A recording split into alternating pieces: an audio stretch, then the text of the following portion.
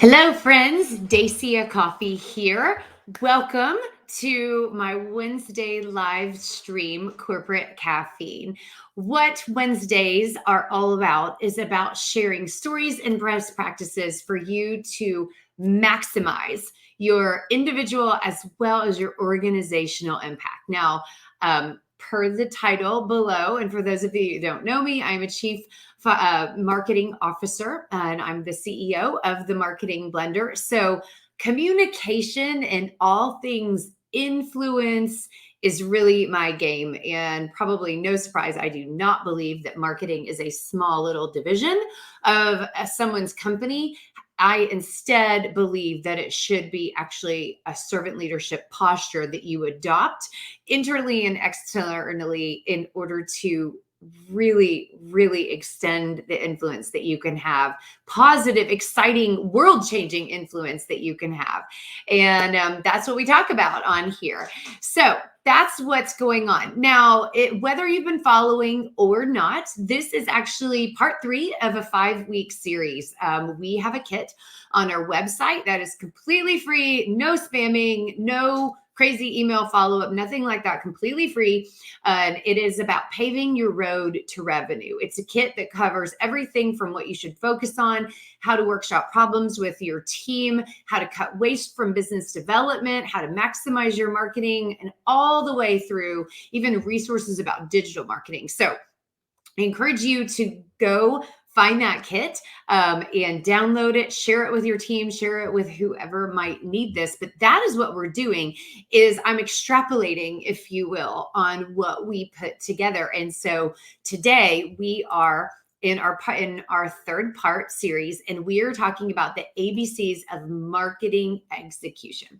So I'm going to dive into that in just a second, but I just had to share the crazy exciting week that was last week. And the reason why is because I hope that it is an encouragement for you. Oh, side note, some of you, depending on what platform you're on, I can see your comments. And so hit me up, post me a comment. It is a huge encouragement to me. It is so strange.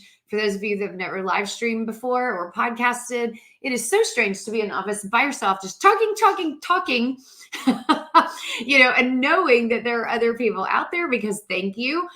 You guys tell me, you send me private messages, you give me ideas for topics. It's been wildly helpful. So thank you so much to this amazing social media community. But it's also awesome when you see live people saying hello, and it helps me keep going and keep my energy up. So side note, comment, especially if you've got questions for me.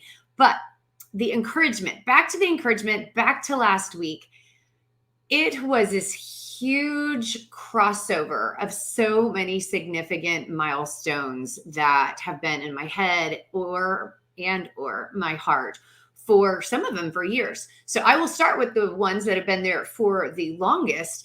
Is that my nephew Liam and my twins all turned 18 in the first half of September. And that is the kind of thing that, I have known it's coming for 18 years, right? And you have it in your head when they turn 18. So such a significant milestone, very emotional, very happy, but wow, to launch your babies into at least legal adulthood is absolutely insane. So that was a huge one. Additionally, my nephew got his Eagle Scout. So that was huge. Good Lord, I was crying. This is the second Eagle Scout process I've gotten to go through, and both were incredibly emotional and so significant in their lives, as well as mine as somebody who loves them dearly. And so that was absolutely incredible. And all of the work, all of the things leading up to that, including a little bit of nagging, maybe just a little. So just this huge emotional release.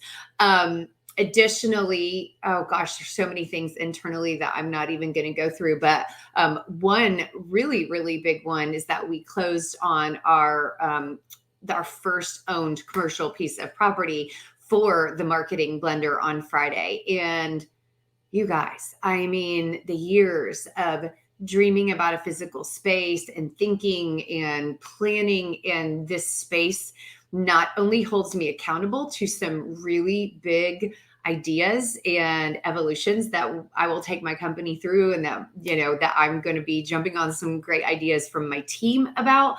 But it also just marks just this significant place of what's happened in the last 8 years through the business, and how much we've learned, how much we've changed, and having a physical space that really represents that and represents where we're going. I am mind blown that we are here. It's ridiculously exciting. So I just had to share that. You guys, if you don't follow me in all of my other social media channels, you'll be seeing a lot more. You can find me at either Dear Dacia or Dacia Coffee on the other ones if you want to see some of the behind the scenes of some of the exciting things that we've got coming up. So I just had to share. Now to the encouragement part of that. Some of you may have heard of a great little oldie but goodie book called The War of Art. Not the art of war, The War of Art by Stephen Pressfield. And in this book, he talks about something called the resistance. And he's talking about being a professional versus being an amateur. A professional gets their butt in the seat and does the work, even when it's hard and even when it's not perfect. So as an example, if there are any of you out there that are trying to write a book or launch a company or launch a creative endeavor or launch a product inside of the organization you work for or anything, but where you have this big, significant new thing that you're trying to give birth to, a professional puts their butt in the seat and does the work. Does not spin around and swirl around on what if this and maybe this, but instead outlines and clearly takes consistent forward motion, consistent, relentless action in pursuit of bringing this to life so that it can serve other people. And a hobbyist doesn't, right? They live in their head and they maybe work on it a little bit. And when it gets hard, they let it creep into their mind that this is all garbage and what am I doing? And I'm only a dreamer. And the difference is consistent, relentless action. And the author talks about oftentimes that resistance that you feel, all the lies in your head that it's not good enough, all the fears, as Seth Godin would say, the lizard brain speaking up really loudly that you suck and that, everybody's going to laugh at you, et cetera, et cetera. All of that really starts to feel very heavy. Sometimes there can even be external pressures where you're feeling overwhelmed. I don't have time for this, et cetera, et cetera. But it's the resistance. It's the thing that's pressing you and pushing you back.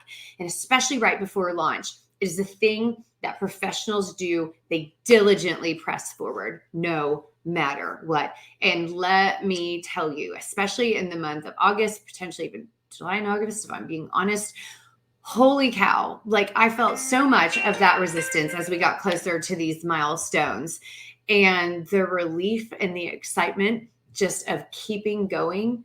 Absolutely amazing. And I'm sure I will have some more stories because I'm feeling the resistance a lot around the launch of our podcast, which has been slower and more delayed than I had hoped. But again, consistent, relentless action. Not, just because we had a setback, it doesn't go live. Absolutely not. Continuing to move forward. Same thing with my book. I thought my book would take a year. It ended up taking a little bit over 2 years to write. I thought the publishing process would be 2 to 3 months. Here we are in September when I started back in January. So the publishing process is a lot longer.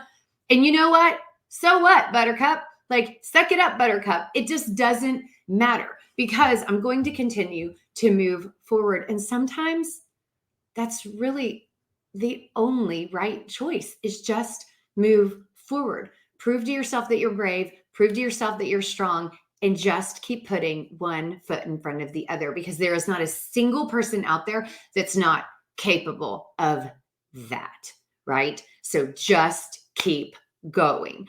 So wanted to offer that up to you, hopefully as an encouragement, because it feels so good to be on the other side of launching things. And at this point in my career, I've launched a lot of things. And let me tell you, they always remain exciting. And every single time you launch something, no matter how small or how large, it grows your muscles and your capability, your confidence, and your ability to launch more things. Like, it's amazing. Momentum creates momentum, energy creates energy, and action creates action and outcomes, because you can't get anywhere if you won't launch. So, wanted to share that with you. Okay, so back to the topic. And actually, a little bit on the apropos side, we're talking about marketing execution today, speaking of launching things. And I wanted to talk about this because we have a formula that is literally the ABCs of marketing execution. What you do first, A. What you do second, B. What you do third, C. A, B, C. So I'm going to walk you through what ABC stands for in each one of those. But why? Why does this matter? Why does it matter that there's an approach to execution? Well, I will tell you, it's because this is where some things can get really screwy and where you can lose a lot of results. And so, what are some of the common missteps that we see when it comes to marketing execution? Well, in no specific order. First of all, people have a tendency to launch ads to promote their product or their service or their brand with very little structure behind it, very little planning, and definitely no campaign structure behind it. Nothing that extends the longevity, extends the success, and creates a business development life cycle. So no campaign structure. They just promote because they're freaking impatient. I need leads, I need leads, I need leads. And so let's just get the word out there. Just get the word out there. Good God, just get the word out there. Those words are probably spray painted on the path to losing money and negatively impacting your profit because you're wasting and spending willy-nilly. So people are promoting without structure and without planning for success. They are hoping for success. Another common misstep that we see, people use too many words to talk about themselves. Blech. Marketing, advertising is not about too many words. It's the art of editing, of culling, of curating the most impactful, most exciting words that pique curiosity, that catalyze action, and then eventually close a deal. It's about discipline. It's about clarity. Less is more. Less is more. So I see way too many words, especially in my arena, which is business to business. Additionally, and I kind of already hinted at this one, people are using too many of the wrong words. So not only is it about editing things down, but I kind of teased to this just a second ago when I said they're using too many words to talk about themselves. Your prospective customers don't care about you. They do not care about features and benefits. They care about their problem and their needs and their desires and having those resolved. That's what they care about. So the words that you use should be talking to them about them. So this is a very common misstep. Another one, people sometimes are actually saying the right thing, but they're saying it in the exact wrong order. And that is massive waste. It slows down your sales cycles.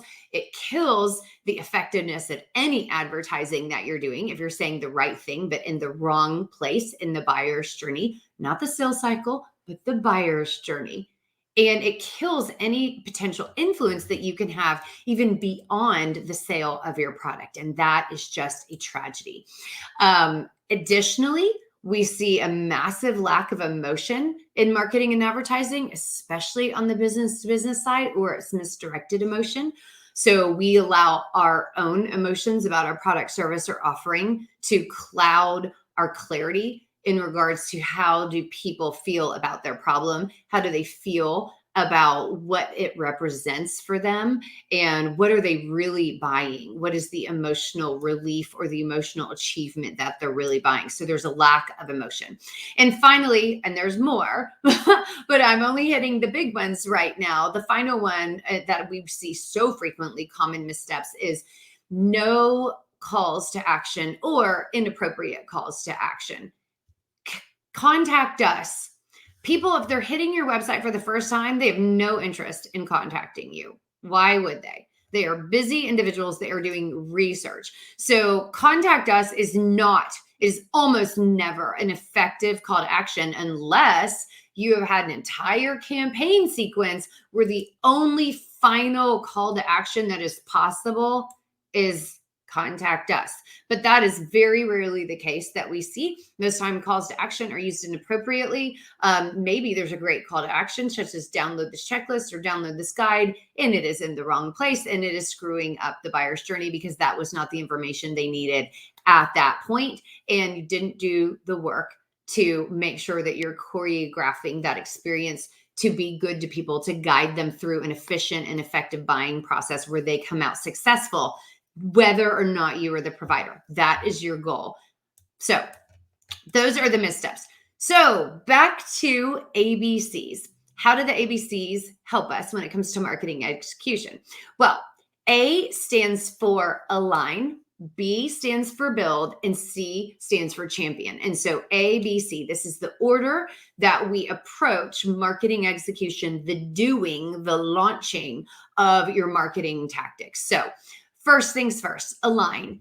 This harkens back to the critical importance of strategy. Strategy is decision-making criteria and harnessing your resources for the achievement of clear goals, right? So strategy, you must align your decision-making and align your execution criteria with who? With your prospective customers, right? So this means align your messaging, align the resources that you're putting towards it so that you are crystal clear on what's supposed to happen, align the product messaging and potentially even product or value or how you structure your proposals, align your sales process so that it is guiding the buying journey, right? And so you've got to align around the prospect's needs. Period. So what does this mean? No broad product-oriented messaging. That does not work. I'll give you an example. A number of years ago, I worked with a manufacturer, absolutely amazing company.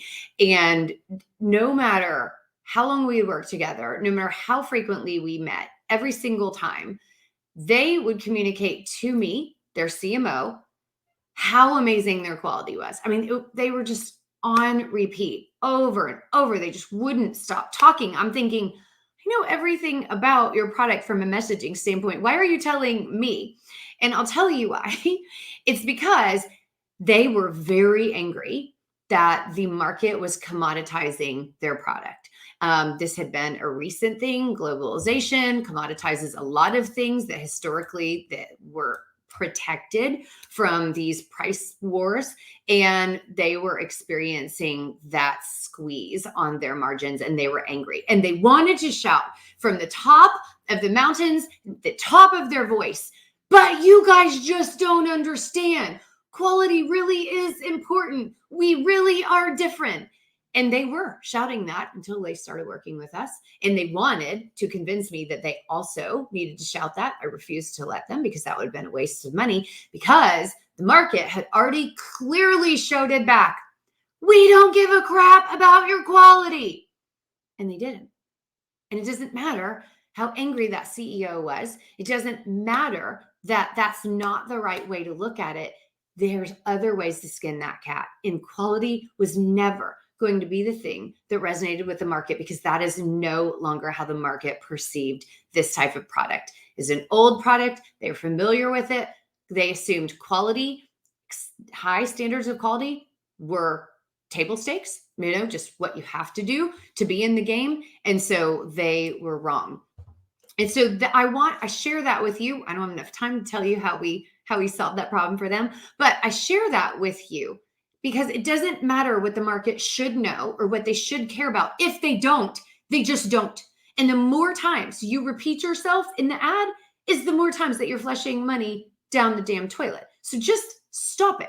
Align with what the market cares about. Meet them where they are, not where you wish they were, not where you wish you wish they perceived about you or your product. No, it does not matter. So align your offering and your processes, your approach, your messaging to the prospect's needs.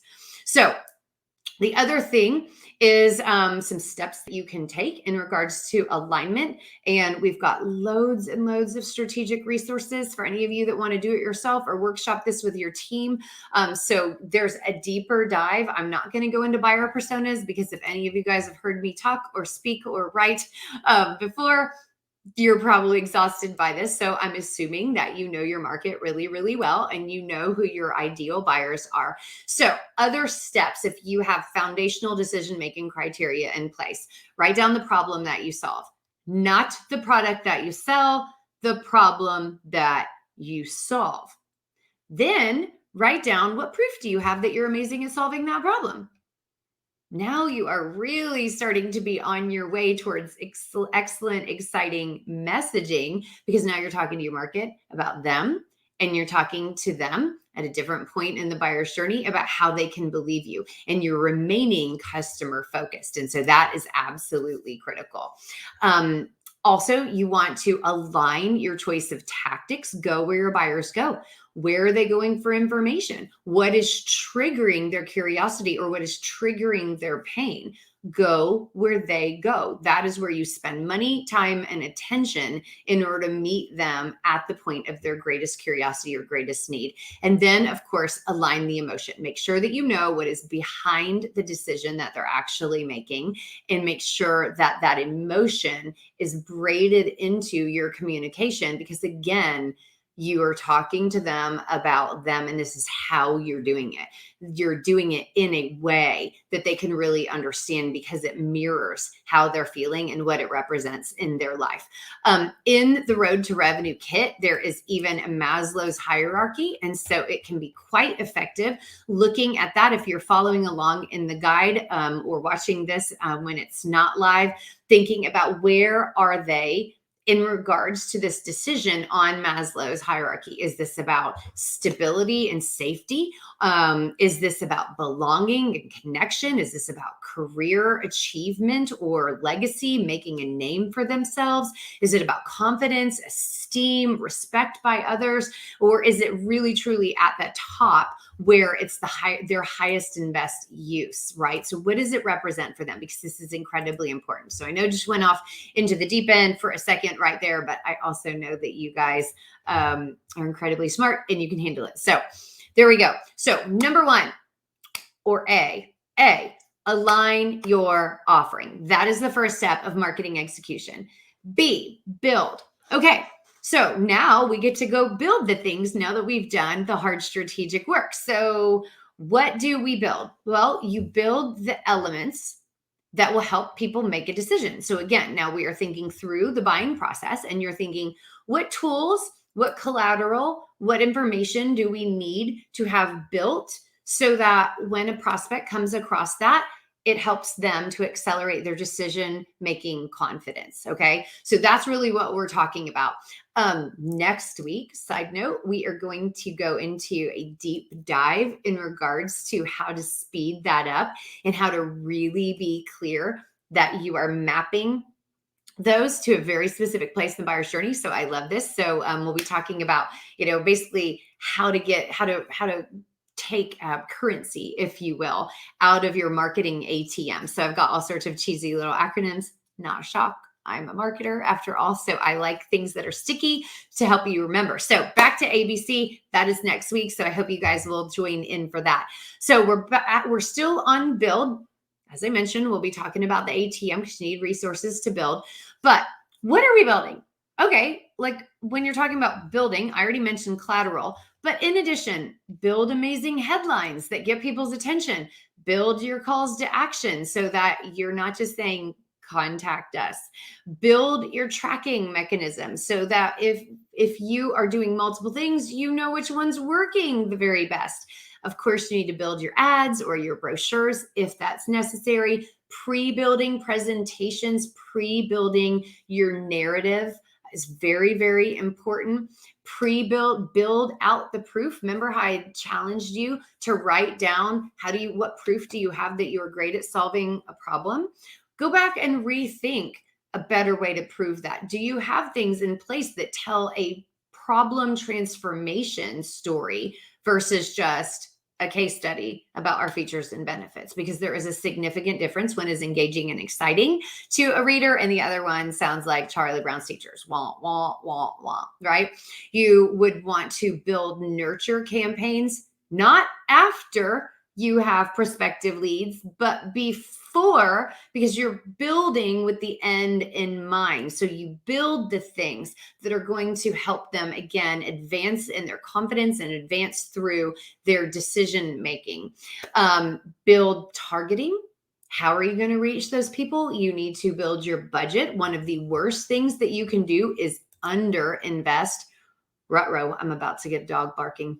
Oh, well, Amazon delivery guy. So if you hear the dogs, apologies about that. So build your budget, make sure not to underinvest, build your benchmarks, know how do you know something's going to be successful, and build your goal. Identify what the clear performance metric is that helps you know, yep, that worked. We did a good job, right? So build. All right, so now A, and then B, and then C. So align, build, and now champion. Now, my champions, you have permission to go champion your offerings, your messaging. And when I said offerings, I mean the things that you just built, champion those headlines. And when I say champion, I mean go spend time, attention, and money. Go spend. Now you have earned the right to spend. So I'm talking about where you are going to distribute all of this advertising communication. So a common framework that is used among marketers is that there is something called owned media, something called earned media, and something called paid media. I also like to differentiate that there is shared media, although I suppose that would be a part of earned. So we'll talk about that in just a minute. So owned, earned, and shared. What does this mean? Okay, so there are places, channels, places that you can go that you own. You own your website. So posting a blog, updating your website, that is owned media. Your social media channels, you own that. All you have to do is log in and you upload that. So it is owned because you've already done the work and you're not paying to be there.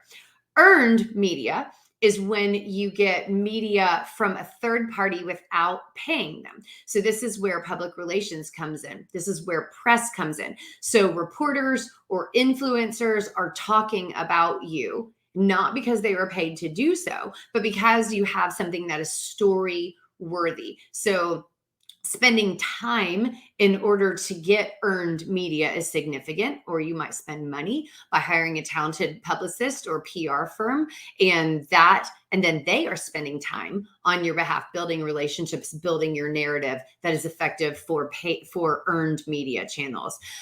Paid is, of course, you pay to play, right?